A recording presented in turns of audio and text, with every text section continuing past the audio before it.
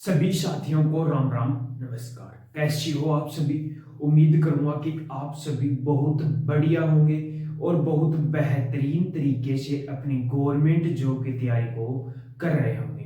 तो आज की इस वीडियो में हम बात करने वाले हैं 2025 की एक और न्यू वैकेंसी आपकी आ चुकी है, जो आपकी वैकेंसी रहने वाली है बीएसएफ ट्रेडमैन न्यू वैकेंसी 2025 की। यानी कि जिस कैंडिडेट का सपना है 2025 में जॉब लगने का, तो आपके पास एक बड़ी भर्ती आ चुकी है बीएसएफ ट्रेडमैन भर्ती 2024। पूरी डिटेल से हम बात करने वाले हैं, कब इसके नोटिफिकेशन ऑफिशियल नोटिफिकेशन कब आएगा, क्वालिफिकेशन क्या रहेगी, एज क्या रहेगी, सिलेक्शन प्रोसेस इसका क्या रहने वाला है। तो वीडियो में लास्ट तक जरूर बने रहना। जो कैंडिडेट वीडियो में नए जुड़े हैं वो एक बार चैनल को सब्सक्राइब जरूर कर लेना, जिन्हें उन्हें हर एक भर्ती की अपडेट सबसे पहले मिल सके।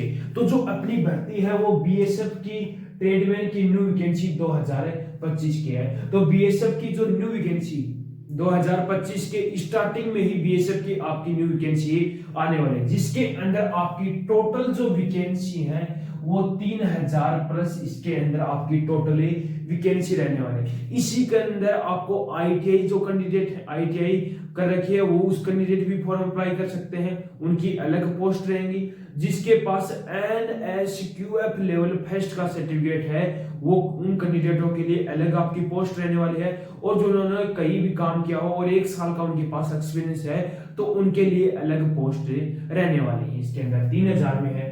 ऑफिशियल नोटिफिकेशन इसका कब तक आएगा, तो जो इसका ऑफिशियल नोटिफिकेशन है जनवरी के लास्ट वीक या फरवरी के फर्स्ट वीक के अंदर आपका इसका ऑफिशियल नोटिफिकेशन आपका जारी हो जाएगा। तो जल्द से जल्द अपनी तैयारी पर लग जाओ, क्योंकि इसके सबसे पहले आपका फिजिकल होगा, उसके बाद में इसका रिटन एग्जाम रहने वाला है। तो दोनों की साथ साथ अभी से ही तैयारी करना स्टार्ट कर दो। बात करूं एज लिमिट की, तो इसके अंदर जो एज लिमिट रहती है वो 18 से 25 साल रहती है। यानी कि 18 से 25 साल के मेल और फीमेल दोनों कैंडिडेट के लिए एक वैकेंसी आपकी रहने वाली है। 18 से 25, ये 18 से 25 आपकी जनरल के लिए रहने वाली है, और ओबीसी कैंडिडेट को इसी के अंदर कितनी 3 साल की छूट मिलती है, और एससी और एसटी कैंडिडेट को 5 साल की इसके अंदर छूट मिलेगी। यानी कि 18 साल से 28 साल और 18 साल से 30 साल के कैंडिडेट इसका फॉर्म अप्लाई कर सकते हैं। एससी एसटी 18 से 30 साल और ओबीसी 18 से 28 साल इसके अंदर रहने वाला है। बात करूं क्वालिफिकेशन की, तो क्वालिफिकेशन के अंदर 12वीं पास कैंडिडेट होना चाहिए। 12वीं पास या 10वीं पास, ज्यादा करके आपका 10वीं पास रहता है तो यहाँ पर आपका 10वीं पास वो कैंडिडेट इसके अंदर होना चाहिए। अब आईटीआई जो कैंडिडेट आईटीआई कर रखे हैं उन कैंडिडेट के लिए कौन कौन सी पोस्ट रहने वाली है, तो आईटीआई कैंडिडेट के लिए कारपेंटर की,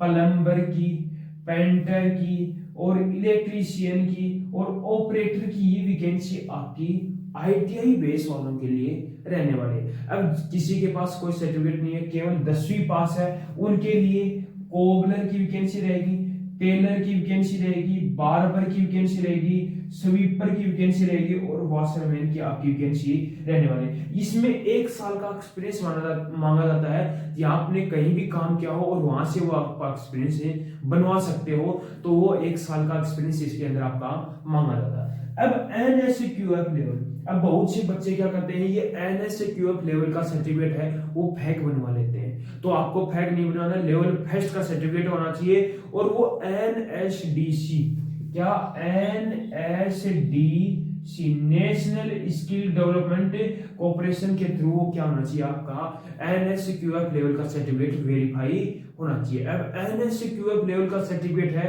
वो कौन कौन कैंडिडेट हैं जो फॉर्म अप्लाई करेंगे, और उनके लिए पोस्ट क्या रहेगी, तो उनके लिए पोस्ट रहेंगी कुक की रहेगी, वाटर कॉर्नर की रहेंगी और वेटर की इसके अंदर पोस्ट की रहने वाली है। तो जिसने भी एनएसक्यूएफ लेवल का सर्टिफिकेट नहीं बनवाया है तो वो जल्द से जल्द अपना सर्टिफिकेट बनवा लो, क्योंकि इसके अंदर 2 महीने का समय लगता है। 30 दिन के अंदर आपकी इसकी जो नॉर्मल इसकी कॉपी आती है, और उसके बाद में जो आपका ओरिजिनल सर्टिफिकेट है वो आपका आ जाएगा। तो जल्द से जल्द अपना जो एनएसक्यूएफ लेवल का सर्टिफिकेट बनवा लीजिए, क्योंकि ये 2025 की फर्स्ट में ही आपकी ये भर्ती आ जाएगी। तो जल्द से जल्द अपना सर्टिफिकेट आप बनवाओ।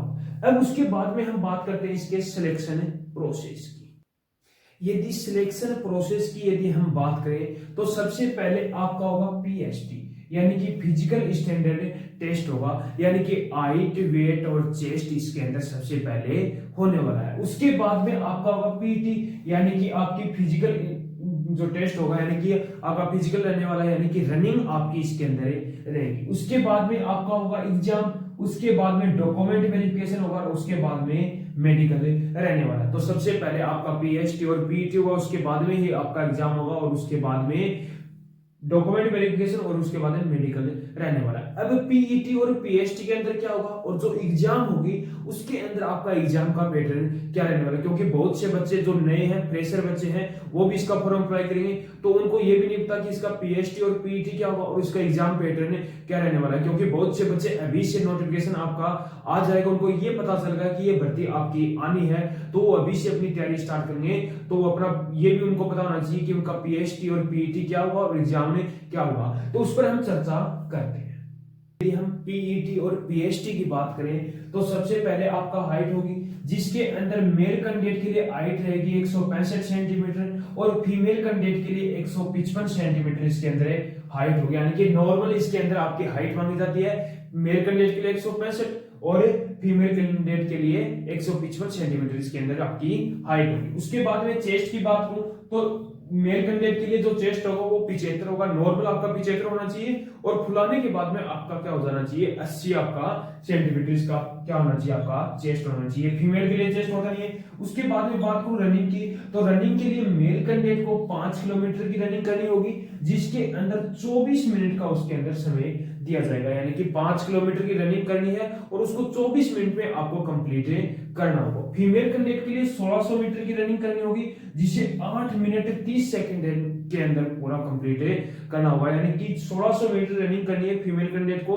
और 8 मिनट 30 सेकंड का उसके अंदर आपको समय दिया जाएगा। तो ये है आपका पीएचटी और पीईटी। अब पीएचडी और पीईटी होने के बाद में आपको 3 या 4 महीने का या 2 या 3 महीने का आपको समय दिया जाएगा। उसके बाद में आपका क्या होगा एग्जाम में होने वाला है। तो एग्जाम का जो पैटर्न है वो क्या रहेगा, सबसे पहले आपका जीके और जीएस, रीजनिंग, मैथ और इंग्लिश और हिंदी आपका क्या होता है कंपलसरी होता है, यानी कि एक सब्जेक्ट आपको करना होता है। तो जीके और जीएस में आपके 25 क्वेश्चन रहने वाले, यानी कि 25 क्वेश्चन रहेंगे। जीके और जीएस का जो पार्ट रहेगा उसके अंदर 25 क्वेश्चन होंगे, 25 मार्क्स का आपका जीके जीएस रहने वाला है। रीजनिंग के भी आपके 25 क्वेश्चन रहने वाले, 25 मार्क्स की ही आपकी रीजनिंग रहेगी। मैथ की भी आपके 25 क्वेश्चन रहने वाले हैं और 25 मार्क्स की आपकी क्या रहेगी मैथ रहेगी। और इंग्लिश और हिंदी में से एक सब्जेक्ट आपको करना जिसके आपको 25 क्वेश्चन रहेंगे, 25 मार्क्स की आपकी इंग्लिश रहेगी और 25 मार्क्स की हिंदी रहेगी, जिसमें से आप हिंदी भी कर सकते हो और इंग्लिश भी कर सकते हो। एक आपको करना होगा, यानी कि 100 क्वेश्चन रहने वाले, 100 क्वेश्चन 100 मार्क्स का आपका पेपर होगा, जिसके अंदर आपकी नेगेटिव मार्किंग भी रहने वाली है 1/4 इसके अंदर आपकी नेगेटिव मार्किंग रहेगी। यानी कि 4 क्वेश्चन यदि आप गलत करते हो तो एक क्वेश्चन जो सही है वो भी आपका क्या हो जाता है गलत हो जाता है। तो ये है अपना एग्जाम का पैटर्न। तो लग जाओ अपनी तैयारी पे, क्योंकि ये 2025 की स्टार्टिंग की ही आपकी नौकरी यानी कि जॉब रहने वाली है, बीएसएफ ट्रेडमैन की जॉब रहने वाली है। यदि कोई किसी का और भी कोई डाउट है तो कमेंट बॉक्स में कमेंट जरूर करना और उम्मीद करूंगा कि आपको हमारा वीडियो पसंद आया होगा। तो एक बार लाइक शेयर सब्सक्राइब जरूर करना और कमेंट करके जरूर बताना कि आपको हमारा वीडियो कैसा लगा।